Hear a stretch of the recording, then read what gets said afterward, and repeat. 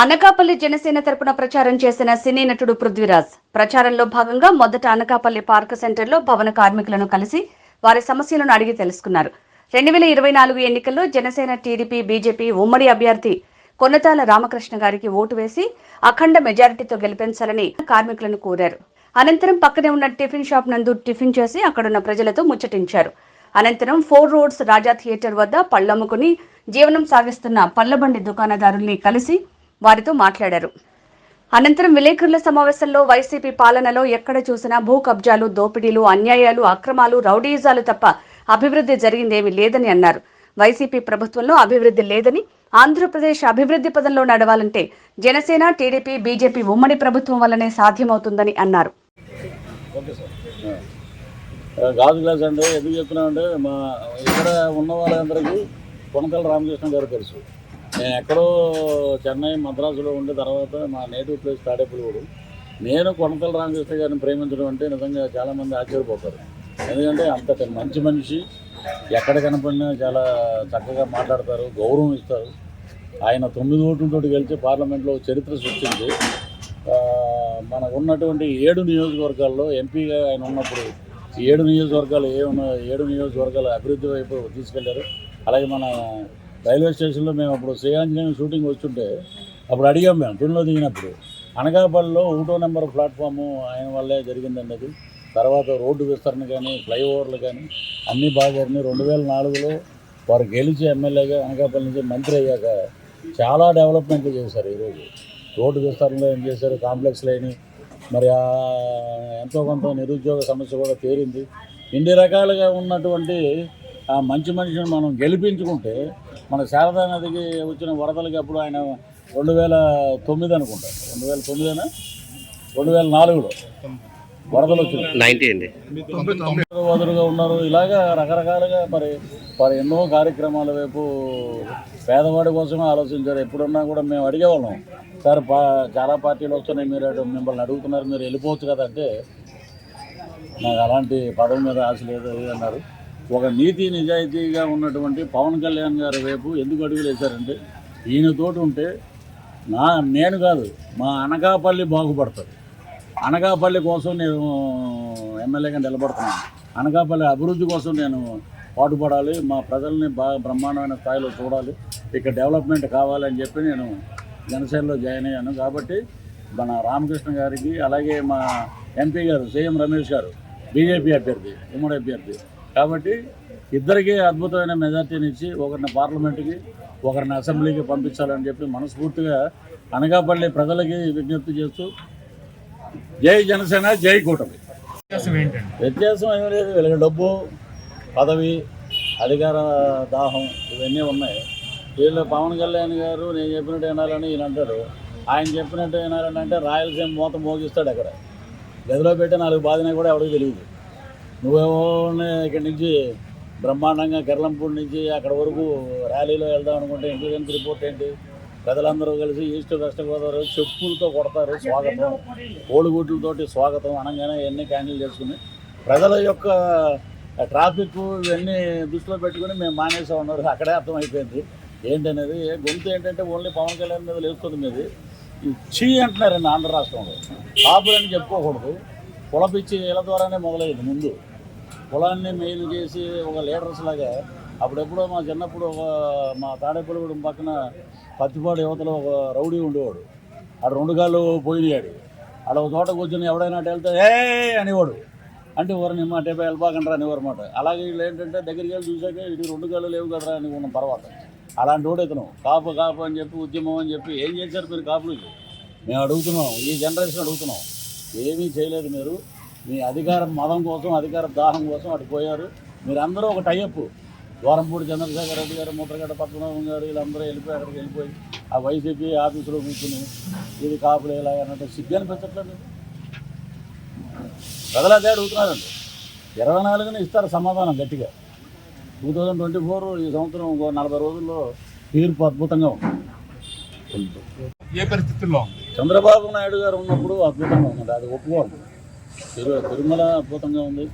శ్రీనివాసరావు గారు అని ఆయన ఈవో గారు ఆయన ఉన్నారు. ఆయన చాలా అద్భుతంగా భక్తిగా ఉండేవారు. అంతకుముందు మనకి కనుమూరు బాజిరాజు గారు ఉండేవారు.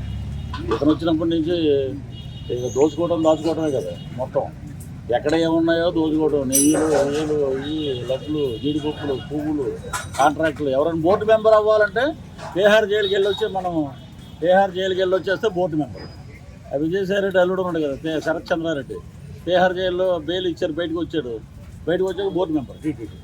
అంటే ఒక ఫండమెంటల్ పెట్టారు ఈ గవర్నమెంట్లో. జైలుకి వెళ్ళి వచ్చేస్తే బోర్డు మెంబర్ ఇస్తారన్నమాట. చూడండి, ఎవరైనా ఉంటే మనం అలాగా ఇలాంటి పరిపాలన తిరుమలలో ఎక్కడ చూసినా కూడా చీ అంటున్నారు, తూ అంటున్నారు.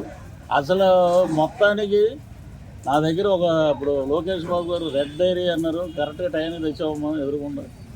నా దగ్గర ఒక డైరీ ఉంది. ఆ డైరీలో శ్రీకాకుళం నుంచి శ్రీకాళహస్తి వరకు మేము అప్పుడు ప్రచారం చేసినప్పుడు ఎవడెవడు ఏమేమి చేశాడు, ఏంటి తిరుమలలో ఏం జరిగినాయి అవన్నీ ఒక పెద్ద కట్టే ఉంది నా దగ్గర. అవన్నీ ప్రచారంలో వాడుతూ ఉంటాం. వైసీపీ ప్రభుత్వంలో ఇష్టమే మీకు ఒక ఇంటర్వ్యూలో చెప్పారు. చేయమనండి, ఏముంది. ఇప్పుడు అనుసూయ గారు వచ్చినా, ఇంకొకళ్ళు వచ్చినా, ఎవరు వచ్చినా కూడా సినిమా ఇండస్ట్రీలో అనుసూయ గారు ఆమె నిబద్ధతగా మాట్లాడింది. ఏది, నేను పవన్ కళ్యాణ్ గారికి ప్రచారం చేస్తాను. పవన్ కళ్యాణ్ గారు ఒప్పుకునేదేముంది? ఇప్పుడు పెళ్లి జరుగుతుందండి, నేను ఇక్కడ పూర్ణాలు కడతాను, అవి కడతాను, వెళ్ళిపోవాలి దూసుకెళ్ళి. మమ్మల్ని మాకేమన్నా ఎవరైనా ఇలా ఒప్పుకో, ఇలా తిరుగు అనకాపల్లి అన్నారా? మన పని మనం చేయాలి. సో స్వాగతిస్తాం. అనుసూయ గారు వచ్చిన సినిమా ఇండస్ట్రీ మొత్తం ఏకదాటిపై ఉంటుంది. సినిమా ఇండస్ట్రీ మొత్తం ఓన్లీ జనసేన, టీడీపీ, బీజేపీ కూటమి వైపు ఉంది. మా అగ్రనాయకులందరూ 3 పార్టీల్లో ఉన్నారు. 3 పార్టీలు కలవటం, 3 జెండాలు కలవటం రాష్ట్రానికి ఒక శుభం, రాష్ట్రానికి ఒక అద్భుతమైన ప్రయోజనాలు ఇచ్చే పార్టీ మా బాలయ్య గారు ఉన్నారు. ఇప్పుడు మన వాళ్ళందరూ కలిసిపోయారు అన్నారు. ఆయన హ్యాట్రిక్ మళ్ళీ హిందూపూర్ నుంచి. సో బ్రహ్మాండంగా ఉంది ఎక్కడ చూసినా. నేను ఇచ్చిన సర్వే 136 అన్నారు, పీకే సర్వే 141 ఇచ్చాడు. అదే వాళ్ళకి ఇప్పుడు అయిపోయింది. ఇప్పుడు పిచ్చోడికి పవర్ వచ్చిందనుకో, ఎంజాయ్ చేస్తాడు, అయిపోయాక ఎందరినీ వెళ్ళిపోతాడు. అతను is ready to SIT in opposition. ఇప్పుడు ఎవరైతే మాట్లాడాడో ఉన్నారు కదా చాలామంది కూతురు యూనివర్సిటీ ఉపాధ్యాయులు, ఆడాళ్ళు కానీ మగాళ్ళు కానీ. ఎక్కడన్నా ఇప్పుడు రోజా గారు ఎంత నాణయాగి చేసింది. వాళ్ళ జిల్లాలోనే మంత్రి పెద్దిరెడ్డి రామచంద్రారెడ్డి గారు మాట్లాడాడే లేదు, కొన్ని లేడీ మినిస్టర్లు మాట్లాడారా లేదు. ఈ సంగతి తెలుసు కాబట్టి ఎవడో మాట్లాడారు. సో రానున్నది అద్భుతమైన ప్రజారాజ్యం. కాబట్టి ఇక్కడి నుంచి అనకాపల్లి నుంచి కొనతాల రామకృష్ణ గారు రావాలి. ఆయన ఎమ్మెల్యేగా గెలిస్తే ఈ రాష్ట్రానికి మంత్రి అవుతారు. మన అనకాపల్లి నియోజకవర్గం అద్భుతంగా బాగుంటుంది. వైసీపీలోకి వెళ్తే వాళ్ళ పరిస్థితి ఏముండదు అక్కడ. ఇప్పుడు ఎక్కడన్నా శుభ్రంగా గ్లాసులో హాయిగా టీ తాగుతుంది, అక్కడికి వెళ్తే గెంజి తాగడమే. ఏముండదు, ఎవడో పట్టించుకోరు. ఒకటే అసంతృప్తులు ఉన్న వాళ్ళందరికీ సరే కష్టపడి పనిచేశారు. నేను కొత్తగా 2020 నుంచి సింపథైజర్గా ఉన్నాను. మొన్న మధ్య కండువా కప్పుకున్నాను. కష్టం అనేది ప్రతి ఒక్కరు సీట్ ఆశించిన వాళ్ళకి సీట్ రాకపోతే బాధ ఉంటుంది. అది ఎవరైనా మనం దాన్ని ఒప్పుకోవాలి. సరే, దానికి వ్యతిరేకంగా సీట్ రాకపోతే మేము వెళ్ళిపోతాం, మేము అటు వెళ్ళిపోతాం, నీ అంతు తెలుస్తాం, పరుష పదజాలంతో చాలా వరకు మాట్లాడతారు. నిన్నెవరో సరోజ అని ఒక ఆమె ఎవరో చెట్టుపల్లికి సంబంధించిన క్యాండిడేట్, ఆమె ఏదో మాట్లాడేసింది నాదెండ్ల మనోహర్ గారిని, పవన్ కళ్యాణ్ గారిని. అంటే సీట్ ఇస్తే మంచి సీట్ ఇవ్వకపోతే. ఇప్పుడు ఏంటంటే ఆయన ఎంత త్యాగం చేశారు. ఇప్పుడు పోయినసారి 110 సీట్లు ఇచ్చారు. 110 సీట్లు ఇస్తే ఏం చేశారు? ఆ కాపులు ఇవ్వాలన్నారు. అక్కడ చూపించారు. ఏంటనేది ఆ గెలిచిన ఒకడు ఆడటి పోయాడు. ఆడికి చరిత్ర అయిపోయింది అక్కడితోటి. సో పవన్ కళ్యాణ్ గారు ఈసారి ఏంటి ఎలా చేశారు? ఒక దుర్మార్గుని ఎదుర్కోవాలంటే 3 పార్టీల ఐక్యత. అక్కడ బీజేపీ ఏమీ తక్కువగా కాదండి. ఒక వార్డు మెంబర్ కూడా గెలవలేనటువంటి పవన్ కళ్యాణ్ గారు మాట ఈ దేశ ప్రధానమంత్రి ఉన్నాడంటే అదే మా నీతి నిజాయితీ, అదే పవర్ ఆఫ్ గ్లాస్. ఆయన మొన్న చెప్పింది కూడా అదే, గ్లాసు పగిలే కొద్దీ పదునెక్కుద్దని. ఆయన మరి ఒక ప్రధానమంత్రి మొన్న మీటింగ్ వచ్చాడంటే వాళ్ళకి ఏ ఇంటెలిజెన్స్ రిపోర్ట్ లేకపోతే వాళ్ళు వచ్చి మీటింగ్లో ఎలా పాల్గొంటారు? పొత్తు పెట్టుకుంటే అప్పుడు ఉన్నాడు కదా జమ్మలగడ్డ రాంబాబు అది పేరు. అది ఏంటంటే ఎవరితో పొత్తు, బీజేపీతో పొత్తు ఎత్తుకుంటుంది అన్నారు. అన్నీ వచ్చినాయి. ఇప్పుడు వాళ్ళకి పడుతుంది కింద, ఎప్పుడు ఏమవుతుందో తెలియదు. ఇలాంటి దరిద్రులతో నేను ప్రతిసారి బై రోడ్డు వెళ్తుంటానండి, నేను ఫ్లైట్కి కూడా వెళ్ళను. వెళ్ళి ప్రతి గ్రామాల్లో ప్రతి చోట నేను అడిగిన ప్రతి చోట ఒకే మాట చెప్తున్నారు, ఏంటంటే ఈసారి మార్పు తగ్గం ఉంది. 136 సీట్లు, 20 పార్లమెంట్ సీట్లు గ్యారంటీగా కూటమి గెలుస్తుంది. ఇప్పుడు ఇక్కడ ఫ్రాడ్ జరుగుతుంది, ఏమన్నా మనం ఏంటి సిన్సియర్గా మనం అద్భుతంగా ఇదిగోనండి ఇక్కడ ఫ్రాడ్ జరిగింది అంటే ఏందన్నా ఏం మాట్లాడుతున్నారన్న మీరు? ఫ్రాడ్ ఏం జరిగింది అంటే మన రెడ్లన్నా రెడ్డిగా వెళ్ళండి అని అనేసి నేను సంతకం పెట్టేసి ఇచ్చేసాను. నేను సీఎం ఆఫీసులో ఇచ్చేసాను 3వ నెలలోనే. తర్వాత నా మీద ఒక ఎలిగేషన్ వేశారు.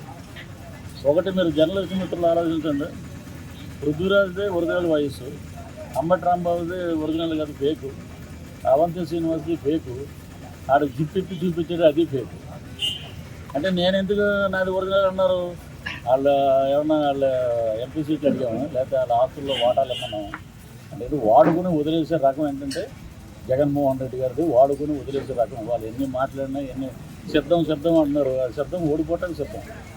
మేము యుద్ధం అంటున్నాం ఏంటంటే ఓట్లతోటి మేము యుద్ధంలో గెలుస్తాం అనేది మా ప్రాపగండ. సో వచ్చేది కూటమి ప్రభుత్వం. జై జనసేన, జై పవన్ కళ్యాణ్.